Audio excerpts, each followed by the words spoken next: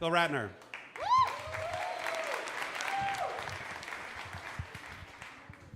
So I am a father, and my 23-year-old daughter and I have a lovely relationship. We go to movies and we eat out and hang out, and she seeks advice and all, but it wasn't always the case.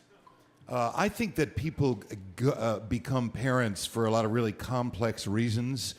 Unfortunately, one of which universally is so that they can be loved by a small human being. When you go home from work and the door opens and, Daddy, I love your shoes and really love your haircut and would you read Goodnight Moon to me again? You know, it's really a truly lovely feeling.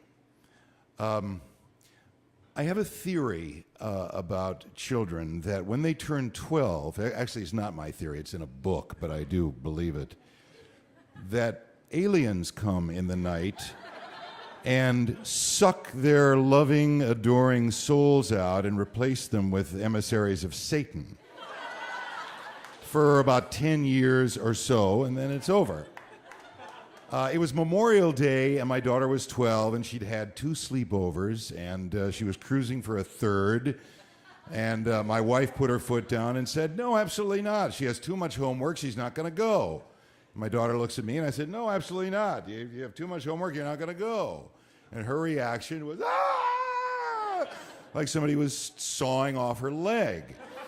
And we brokered a deal which involved my going to Jill's house in the valley, dropping her off, coming back, setting the alarm, going to sleep, getting up at 10:30 at night, driving back to the valley to Jill's house to pick her up to avoid the sleepover. Jill's dad answered the door. Hey, dude, come on in, have a beer. And how come you're not letting your daughter sleep over? And fortunately, my daughter came to the door before I decided to strike him about the head and shoulders. And I said, are you ready to go? And then she proceeded to engage in a long, languorous hug with every one of the 35 individuals in the house. And then got in the car pouting, and we start out, and she begins to scream, I hate my fucking family. I hate my fucking family. She's 12 years old. I said, don't you dare scream that at your dad. And she says, okay, I won't scream. I hate my fucking family. I hate my fucking family. We're on the 134, and I'm trying every psychologically correct thing to say. This hurts Daddy's feelings. Daddy doesn't want to have this kind of conversation. And we're going by Disney Studios, and I lose it. And I say, this is the exit to Forest Lawn Cemetery. Do you want me to get off here? And she says, no. And I said, well, then shut up. And I felt horrible. I thought, here I am. I've suddenly become a verbally abusive dad. We were silent. It was just awful. I thought it was my dad, this much of an asshole. I thought, no, he wasn't. Where did I learn this? We get home. I said, honey, I'm sorry we had this fight. And just please go upstairs and get on your pajamas. It's late. So I went up and I greeted my wife and I brushed my teeth, get my pajamas on, come back down. She's not in her pajamas. She's lying on her bed, pouting, facing the wall, fully dressed. And I said, honey, I'm going to help you get off the bed in order to brush your teeth. And I grabbed her belt. And I remember this little Indian beaded belt that we bought at Lake Itasca State Park. It said Minnesota on it. And I grabbed her belt. I said, honey, I'm going to help you off the bed. Come on now, you can do it. And she flings herself on the floor. I was asleep.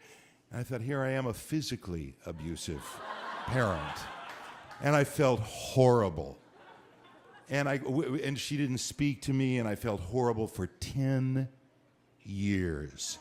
At age 22, she graduates college. I take her and her buddies out for brunch. And one of the girls at the table says, so what was it like being Ariana's dad? And for some stupid reason, I recounted this whole story. And Ariana is cracking up and laughing into her latte. And I said, well, what's so funny? She goes, I can't believe this. You actually fell for that. And I'm staring into the gaping maw of 10 years of unnecessary guilt. She said, I tricked you. Ha ha, I was kidding. I was awake. I just did that to piss you off. But I love you, and this is a great brunch, and we had a great day. And so I think the theory is true, that after 10 years, the aliens came back, sucked out the emissary of Satan, and put back in a slightly more mature version of my loving, adoring daughter, and all's good.